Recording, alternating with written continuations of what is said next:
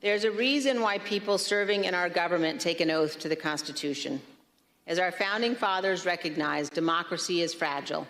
People in positions of public trust are duty-bound to defend it, to step forward when action is required. In our country, we don't swear an oath to an individual or a political party. We take our oath to defend the United States Constitution. And that oath must mean something. Tonight, I say this to my Republican colleagues who are defending the indefensible.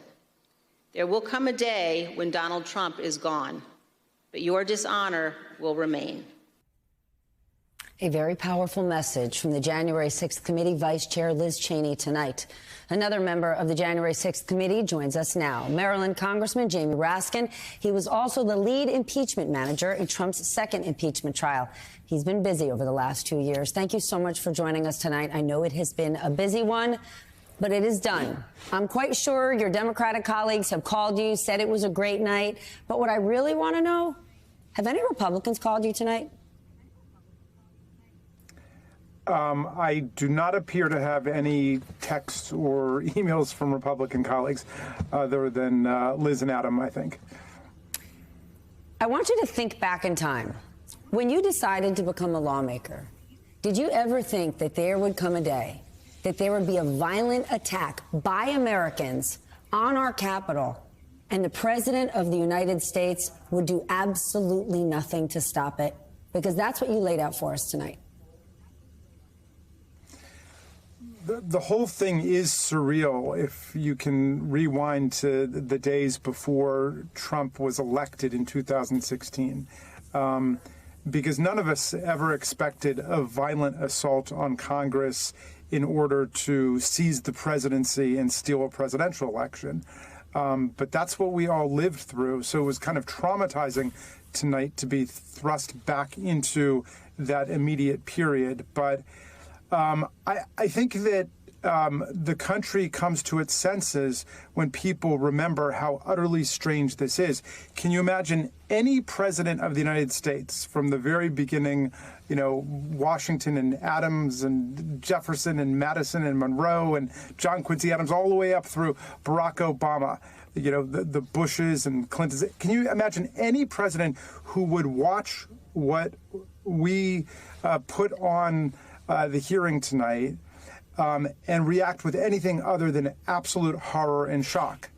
And yet we've got a former president who not only has based his whole political ideology around a lie, a big lie that he actually is the president now and won the election and it's been stolen from him, but continues to propound that and propagandize his followers with lies.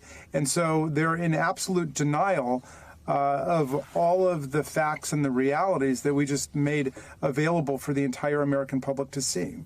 Then given that, is it frustrating to you when you hear over and over, what's the programming going to be like? Will it captivate an audience? Will it keep our attention? You just laid it out for the American people. Is it not incumbent upon us to care about democracy? This isn't the finale of The Sopranos you're putting on here. Well, hey, I so appreciate that question after so many media people, want to know how exciting and how compelling and how news-breaking and all the bombshells and all that stuff. And I appreciate what you're saying because, look, the reality of the situation is just clear. We had a president of the United States who tried to overthrow the presidential election that he lost in.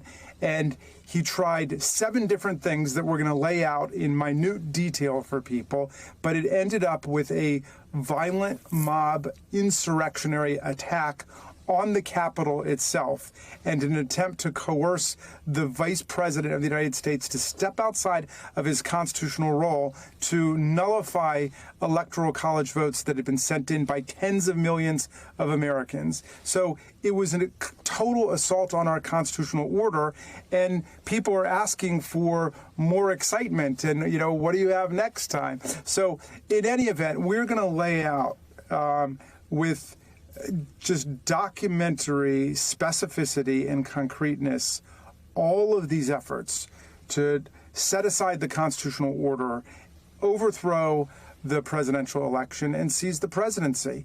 And we're going to show what the inevitable result of that kind of autocratic and authoritarian attitude is, which is violence. And we have to ask ourselves as a country, is this what we want the 21st century to be like? I mean, do we want coups and insurrections? Do we want civil war? Do we want bloodshed in the streets of our state capitals, of the U.S. Capitol, school board meetings, and so on? Because, you know, people understand the way that Donald Trump used these domestic violent extremist groups, but they've used him too, and they have grown in power. These are groups that could only gather 500 at their Unite the Right rally in Charlottesville in August of 2017. Now they were the vanguard stormtroopers of a rally and a march of tens of thousands of people that turned into a mob insurrection that nearly toppled the government of the United States and overthrew an election. That's a pretty heady experience for these people, but we've got to make sure that's the end of it and that we're not going to dissolve into violent clans all over America. That can't be the future of the greatest multiracial, multi-ethnic, multi-religious constitutional democracy that ever existed. We've got to keep growing as a democracy, so we've got to fortify our institutions. But, sir, this isn't a trial. What can you do? What everyone saw tonight is as awful as you could possibly imagine. What can the committee recommend? Because that's what you can do. You can what can you recommend that would prevent another January 6th?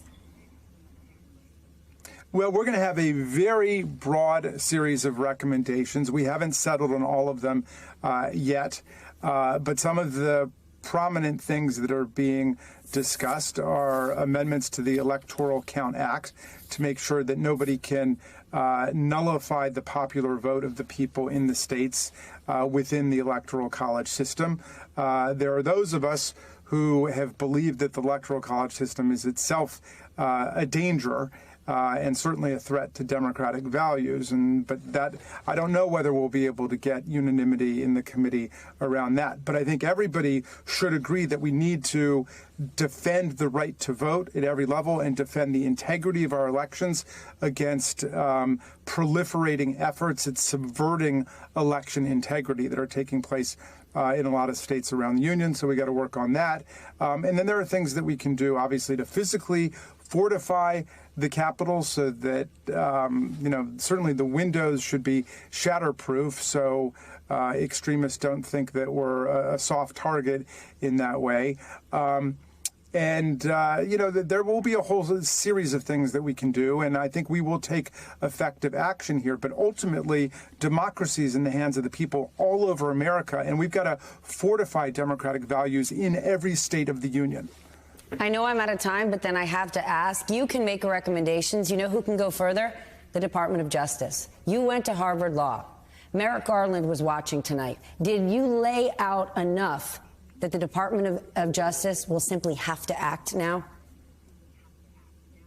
Well, we're furnishing greater and greater specificity and factual detail to the kinds of things that Judge Carter in California said months ago now, justified the belief that Donald Trump likely had committed federal offenses, and he laid them out.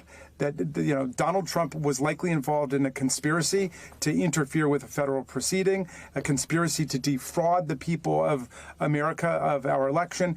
Look, I think that the most effective thing that we did this evening was to demonstrate beyond any doubt in anybody's mind that all of this was based on Donald Trump's determination to keep the presidency based on a big lie, because the claims of electoral fraud and corruption, irregularity were all thrown out by more than 60 federal and state courts, including 8 judges Donald Trump nominated himself, and they were rejected by every federal department that Donald Trump went to. And yet his hell-bent determination on staying in office is what made this whole sequence of horrific events unfold. Congressman, thank you for joining me tonight. I know it has been a very long day. Congressman Jamie Raskin from the state of Maryland. Thank you.